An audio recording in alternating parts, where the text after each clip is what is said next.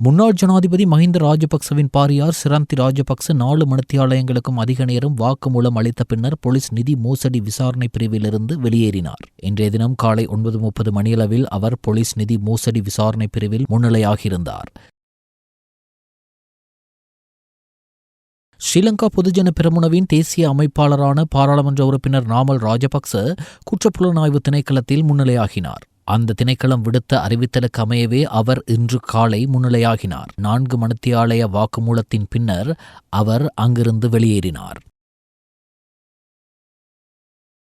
17,000க்கும் மேற்பட்ட அபிவிருத்தி உத்தியோகத்தர்களை எந்தவித போட்டி பரீட்சையும் இல்லாமல் கல்வி கற்பிக்க அனுமதித்துவிட்டு தற்போது அவர்களை நிரந்தரமாக்காமல் இருப்பது அவர்களுக்கு செய்யும் மிகப்பெரிய அசாதாரணம் என எதிர்க்கட்சித் தலைவர் சஜித் பிரேமதாச தெரிவித்துள்ளார். அவர்களுடன் பொய் பேச்சுவார்த்தைகளை நடத்தி தற்காலிக தேர்வுகளை காணாமல் அவர்களுக்கு ஆசிரியர் நியமனங்களை வழங்குமாறு அவர் வலியுறுத்தியுள்ளார். ஆசிரியர் சேவையில் தங்களை நிரந்தரமாக்குமாறு வலியுறுத்தி கொழும்பில் ஜனாதிபதி செயலகத்திற்கு முன்னால் சாகும் வரையிலான உண்ணாவிரத போராட்டத்தில் ஈடுபடும் ஆசிரியர் அபிவிருத்தி உத்தியோகத்தர்களுக்கு ஆதரவாக ஆசிரியர் அபிவிருத்தி உத்தியோகத்தர்கள் சங்கம் மற்றும் சிவில் அமைப்புகளின் பிரதிநிதிகள் நேற்று திங்கட்கிழமை அந்த பகுதியில் ஆர்ப்பாட்டத்தில் ஈடுபட்டனர். ஆசிரியர் அபிவிருத்தி உத்தியோகத்தர்கள் சிலர் உண்ணாவிரத போராட்டத்தை 8வது நாளாகவும் நேற்று தொடர்ந்த நிலையில் அவர்களுக்கு ஆதரவாக காளிமுகத்திடலுக்கு அருகில் ஜனாதிபதி செயலகத்திற்கு முன்னால் கூடிய நூற்றுக்கணக்கானவர்கள் பல்வேறு கோஷங்களை எழுப்பி ஆர்ப்பாட்டத்தில் ஈடுபட்டனர். பாடசாலைகளில் கடந்த 6 வருடங்களுக்கு மேலாக கற்பித்தல் நடவடிக்கையில் ஈடுபடும் ஆசிரியர் அபிவிருத்தி உத்தியோகத்தர்கள் தங்களை சேவையில் நிரந்தரமாக்குமாறும் தமது ஆசிரியர் நியமனத்திற்காக போட்டி பரீட்சைகள் நடத்துவதை நிறுத்துமாறும் கோரி கடந்த வாரம் திங்கட்கிழமை சத்தியாகிரக போராட்டத்தை ஆரம்பித்ததுடன் பின்னர் அதனை சாகும் வரையிலான உண்ணாவிரத போராட்டமாக மாற்றியிருந்தனர். இந்நிலையில் உண்ணாவிரதம் இருந்தவர்களில் 6 பேர் நேற்று முன்தினம் மாலை வரையில் நோய்வாய்ப்பட்ட நிலையில் வைத்தியசாலையில் அனுமதிக்கப்பட்டுள்ளனர். இவ்வாறான நிலைமையில் உண்ணாவிரத போராட்டத்தில் ஈடுபடுபவர்களுக்கு ஆதரவு தெரிவித்தும் அவர்களின் கோரிக்கைகளை தீர்க்குமாறு அரசாங்கத்திற்கு வலியுறுத்தும் வகையிலும் நூற்றுக்கணக்கான அபிவிருத்தி உத்தியோகத்தர்கள் சங்கம் மற்றும் சிவில் அமைப்புகளின் பிரதிநிதிகள் நேற்று அங்கு ஆர்ப்பாட்டத்தில் ஈடுபட்டனர். இதேவேளை இன்று ஜனாதிபதியுடன் இடம்பெற்ற கலந்துரையாடலை தொடர்ந்து இலங்கை பாடசாலை அபிவிருத்தி உத்தியோகத்தர்கள் சங்கத்தினால் முன்னெடுக்கப்பட்டிருந்த சாகும் வரையிலான உண்ணாவிரத போராட்டம் கைவிடப்பட்டுள்ளது. கடந்த 7 வருடங்களாக பாடசாலைகளில் கற்பித்தல் நடவடிக்கைகளில் ஈடுபட்டுள்ள தங்களை உடனடியாக ஆசிரியர் சேவையில் உள்வாங்குமாறு கோரி இலங்கை பாடசாலை அபிவிருத்தி உத்தியோகத்தர்கள் சங்கம் கடந்த 9 நாட்களாக உண்ணாவிரத போராட்டத்தில் ஈடுபட்டு வந்தமை குறிப்பிடத்தக்கது. அரசு வைத்தியசாலைகள் மற்றும் சுகாதாரத்துறையில் வைத்தியர்கள் எதிர்நோக்கியுள்ள பிரச்சினைகளுக்கு தீர்வு வழங்குமாறு கோரி நேற்று காலை 8 மணி முதல் ஒரு சில கடமைகளிலிருந்து விலகியிருக்கும் தொழிற்சங்க நடவடிக்கையை அரசு வைத்திய அதிகாரிகள் சங்கம் முன்னெடுத்துள்ளது. இருப்பினும் இந்த தொழிற்சங்க நடவடிக்கையில் விசேட வைத்திய நிபுணர் சங்கத்தை பிரதிநிதித்துவப்படுத்தும் வைத்திய நிபுணர்கள் எவ்விதத்திலும் கலந்து கொள்ளப் போவதில்லை என அந்த சங்கத்தின் ஊடக பேச்சாளர் வைத்திய நிபுணர் அசோக குணரத்ன தெரிவித்துள்ளார். நேற்றைய தினம் கொழும்பு தேசிய வைத்தியசாலை உட்பட நாடளாவிய ரீதியில் உள்ள வைத்தியசாலைகளில் சுகாதார சேவைகள் பாதிக்கப்பட்டிருந்தன. இதனால் வெளிநோயாளர் பிரிவு மற்றும் மாதாந்த சிகிச்சைக்காக வருகை தந்திருந்த நோயாளர்கள் கடும் அசௌகரியங்களுக்கு முகம் கொடுத்ததுடன் தமது விசனத்தையும் வெளியிட்டிருந்தனர். வைத்தியர்களின் இந்த நடவடிக்கையால் ஏழை மக்களே இறுதியில் பாதிக்கப்படுகின்றனர் எனவும் இலவச சுகாதாரத்துறையை நம்பியுள்ள பொதுமக்களை இவ்வாறான நெருக்கடிக்குள் தள்ள வேண்டாம் எனவும் அவர்கள் வேதனையுடன் தெரிவித்தனர். சுகாதார கட்டமைப்பில் நிலவும் மருந்து தட்டுப்பாடு, உபகரண பற்றாக்குறை மற்றும் வைத்தியர்கள் நாட்டை விட்டு வெளியேறுதல் போன்ற பிரச்சினைகளுக்கு தீர்வு காண கோரி அரச வைத்திய அதிகாரிகள் சங்கம் சுகாதார அமைச்சருக்கு 48 மணித்தியாலய காலக்கெடு விதித்திருந்தது. அந்த தவணை முடிவடைந்த நிலையில் கடந்த மாதம் 30ஆம் தேதி கொழும்பில் இடம்பெற்ற அரச வைத்திய அதிகாரிகள் சங்கத்தின் செயற்குழு கூட்டத்தின் போது திங்கட்கிழமை முதல் தொழிற்சங்க நடவடிக்கைகளை தீவிரப்படுத்த நடவடிக்கை எடுக்கப்பட்டது.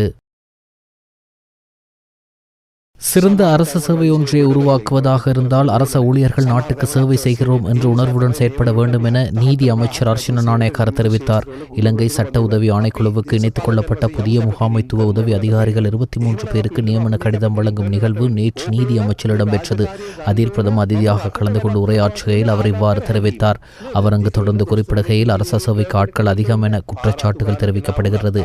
என்றாலும் அரச சேவையின் சில இடங்களில் அதிக அளவில் அதிகாரிகள் இருந்தாலும் சில இடங்களில் துறைகளில் போதுமான அளவு அதிகாரிகள் இல்லை. அதனால் அரசாங்கம் ஆசிரியர் உள்ளிட்ட பல்வேறு துறைகளுக்கு 74,000 பேரை அரச சேவைக்கு இணைத்துக் கொள்ள தீர்மானித்திருக்கிறது. 10-15 வருடங்களாக குவிக்கப்பட்ட பிரச்சினைகளை இன்று அரச துறைகளில் காணப்படுகின்றன. அரச ஊழியர்களுக்கான சம்பளத்தை அரசாங்கம் அதிகரித்தது. இந்த வருடத்திலும் அடுத்த வருடத்திலும் அரச ஊழியர்களின் சம்பளத்தை அதிகரிப்போம். நாங்கள் அரசியல்வாதிகளாக அர்ப்பணிப்பு செய்வது நாட்டுக்காகவாகும். அரச ஊழியர்களும் நாட்டுக்காக சேவை செய்கின்றோம் என்ற உணர்வுடன் செயற்பட வேண்டும். அதன் போது சிறந்த அரச சேவை ஒன்று உருவாகும் என தெரிவித்தார்.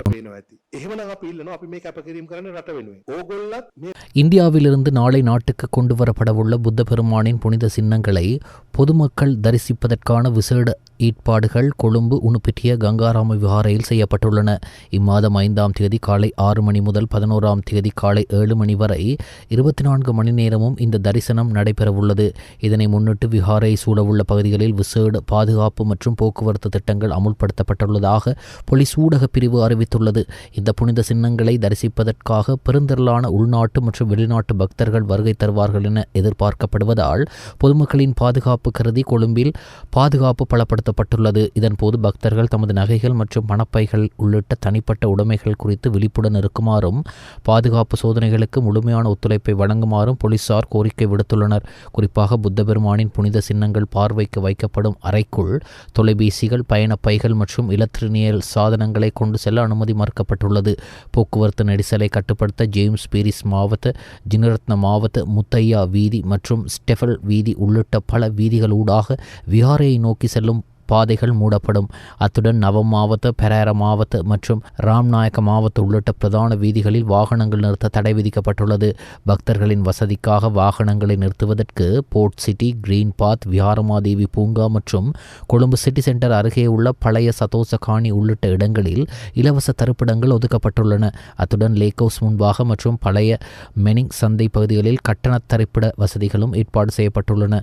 இந்த விசேட போக்குவரத்து ஒழுங்கு விதிகளை பின்பற்றி புனித சின்னங்களை அமைதியான முறையில் தரிசிக்க ஒத்துழைக்குமாறு போலீஸ் ஊடக பேச்சாளர் எஃப்யூ வுட்லர் பொதுமக்களை கோரியுள்ளார். நுவரெலியா மாவட்டம் தலவாக்கல நானோயா பிரிவு அருள்மிகு ஸ்ரீ முத்துமாரியம்மன் ஆலய மகா கும்பாபிஷேகம் மிக சிறப்பாக இடம்பெற்றது. காலை விநாயகர் வழிபாட்டுடன் ஆரம்பிக்கப்பட்டு புண்ணியாக வாஜனம், விசேட திரவியம், ஓமம், கும்பத்துக்கான ஆராதனைகள், பூர்ணாகுதி என்பன இடம்பெற்று மேலதாளங்கள் முழங்க அரோகரா கோஷத்துடன் ஸ்ரீ முத்துமாரி அம்மனுக்கும் ஏனைய பரிவார மூர்த்திகளுக்கும் மகா கும்பாபிஷேகம் இடம்பெற்றது. இதில் ஏராளமான பக்தர்கள் கலந்து சிறப்பித்தமை குறிப்பிடத்தக்கது.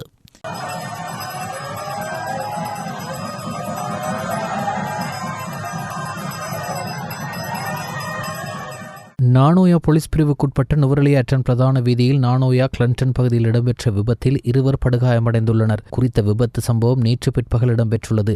அட்டன் பகுதியிலிருந்து கந்தப்பள்ள நோக்கி பயணித்துக் கொண்டிருந்த முச்சக்கர வண்டி வீதியை விட்டு விலகி 235 அடி பள்ளத்தில் விழுந்ததில் இந்த விபத்து இடம்பெற்றுள்ளது. விபத்தில் படுகாயமடைந்த ஒருவர் நுவரெலியா மாவட்ட பொது வைத்தியசாலையில் அனுமதிக்கப்பட்டுள்ளார். அதிவேகமே விபத்துக்கான காரணமாக இருக்கலாம் என நானோயா போலீசார் தெரிவித்தனர். எவ்வாறாயினும் முச்சக்கர வண்டி கடும் சேதத்திற்குள்ளாகியுள்ளதுடன் இந்த விபத்து தொடர்பான மேலதிக விசாரணைகளை நானோயா போலீசார் மேற்கொண்டு வருகின்றனர்.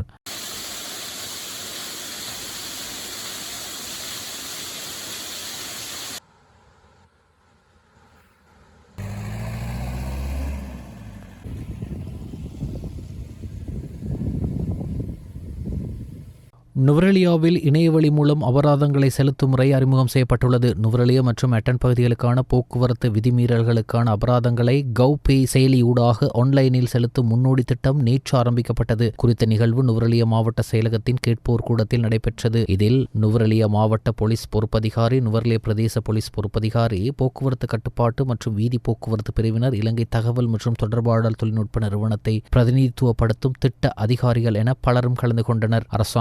அரசாங்க டிஜிட்டல் கட்டண தளமான கவ்பே மூலம் அபராதம் செலுத்த தேவையான அனைத்து வசதிகளையும் போலீஸ் அதிகாரிகளுக்கு வழங்கப்பட்டுள்ளது. இதன் ஒரு கட்டமாக நுவரெலியாவில் குறித்த திட்டம் ஆரம்பிக்கப்பட்டுள்ளது. இதன் போது போலீசாருக்குரிய தேவையான நவீன உபகரணங்களும் வழங்கப்பட்டது. இதில் போக்குவரத்து விதி மீறல்களுக்கான அபராதங்களை கவ்பே செயலியூடாக பணம் செலுத்தியதை உறுதிப்படுத்தும் தகவல் உடனடியாக சம்பந்தப்பட்ட போலீஸ் அதிகாரிகளுக்கு சமர்ப்பிக்கும் வகையில் ஏற்பாடுகள் செய்யப்பட்டுள்ளது. அமெரிக்காவில் மோசமான வானிலை தொடர்கிறது. இதனால் கடந்த ஞாயிற்றுக்கிழமை 1200க்கும் மேற்பட்ட விமானங்கள் ரத்து செய்யப்பட்டன. அங்கு நிலவிய பனிப்புயல் காரணமாக பல வட்டாரங்களில் ஒரு அடிக்கு மேல் பனி தேங்கியிருந்தது. கிழக்கு கடற்கரை பகுதிகளிலும் தென்பகுதிகளிலும் கடும் குளிர் பதிவானது. பனிப்புயலால் வடக்கு கரோலினா மோசமாக பாதிக்கப்பட்டதாக தெரிவிக்கப்பட்டுள்ளது. அண்மை காலமாக அமெரிக்காவின் கிழக்கு பகுதி 2 பெரிய பனிப்புயல்களால் தாக்கப்பட்டுள்ளது. அதனால் அப்பகுதிகளில் பல வாரங்களுக்கு கடும் குளிர் பதிவாகி வருகிறது. 68வது கிராமி விருது வழங்கும் நிகழ்வில் லேடி காகா தனது அப்ரகாடாப்ரா பாடலுக்காக சிறந்த நடன பாப் பாடல் விருதை பெற்றுள்ளார். அமெரிக்காவின் லாஸ் ஏஞ்சல்ஸ் நகரில் நேற்று முன்தினம் நடைபெற்ற இந்த விருது வழங்கும் நிகழ்வில் லேடி காகாவிற்கு மிகவும் வெற்றிகரமான இரவாக அமைந்தது. அவரது சமீபத்திய ஆல்பமான மேஹாம் சிறந்த பாப் குரல் ஆல்பத்திற்கான விருதையும் வென்றது. லேடி காகா தனது மேடை நிகழ்ச்சிகளை தயாராகி கொண்டிருந்ததால் தயாரிப்பாளர்கள் ஆண்ட்ரூ வாட் மற்றும் சர்க்கியூட் ஆகியோர் அவர் சார்பாக விருதை பெற்றுக் கொண்டனர். ஆண்டுக்கான சிறந்த பாடல் சாங் ஆஃப் த இயர் மற்றும் ஆண்டுக்கான சிறந்த பதிவு ரெக்கார்ட் ஆஃப் த இயர் ஆகிய முக்கிய பிரிவுகளிலும் பரிந்துரைக்கப்பட்ட தனது அப்ரகாடாப்ரா பாடலை ஒரு ராக் பதிப்பாக மேடையில் பாடி அவர் ரசிகர்களை ஆச்சரியப்படுத்தினார். இந்த வெற்றியின் மூலம் லேடி காகா வென்றுள்ள மொத்த கிராமி விருதுகளின் எண்ணிக்கை 14 உயர்ந்துள்ளது. FKA, I'm sorry, man. I reluctantly but dutifully. Oh, good. Thank God. Thank God. Please come up here.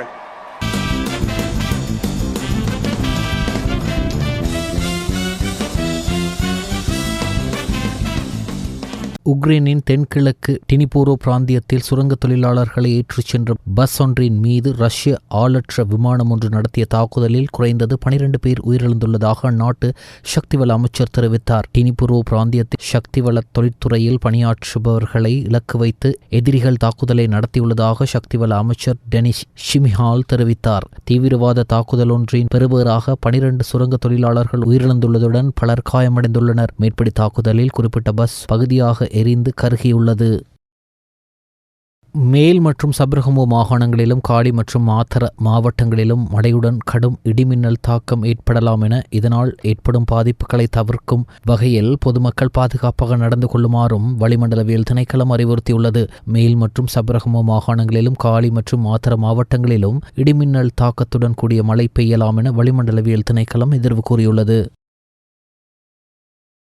ICC 20 உலகக்கிண்ண தொடரில் பங்கேற்பதற்கு பாகிஸ்தான் கிரிக்கெட் அணிக்கு பாகிஸ்தான் அரசாங்கம் அனுமதி அளித்துள்ள போதிலும் இந்திய கிரிக்கெட் அணிக்கு எதிரான போட்டியில் விளையாடுவதற்கு அனுமதி அளிக்கப்படவில்லை என வெளிநாட்டு செய்தி சேவைகள் தெரிவிக்கின்றன. இவ்வாறு இந்திய கிரிக்கெட் அணிக்கு எதிரான போட்டியை பாகிஸ்தான் புறக்கணித்துள்ள விடயம் கிரிக்கெட் உலகில் பெரும் அதிர்ச்சியை ஏற்படுத்தியுள்ளது. இலங்கை மற்றும் இந்தியா கூட்டாக இணைந்து நடத்துகின்ற ICC 2020 உலகக்கிண்ணம் எதிர்வரும் 7ஆம் தேதி அன்று ஆரம்பமாகிறது. இத்தொடரின் குழு ஏயில் இந்தியா பாகிஸ்தான் அணிகள் அங்கம் வகிக்கின்றன. பாகிஸ்தான் கிரிக்கெட் சபைக்கு அந்நாட்டு அரசாங்கம் அளித்துள்ள உத்தரவுக்கமைய எதிர்வரும் 15ஆம் தேதி அன்று இலங்கையில் நடத்தப்படவுள்ள இந்திய அணிக்கு எதிரான போட்டியை புறக்கணிக்குமாறு அறிவுறுத்தப்பட்டுள்ளது.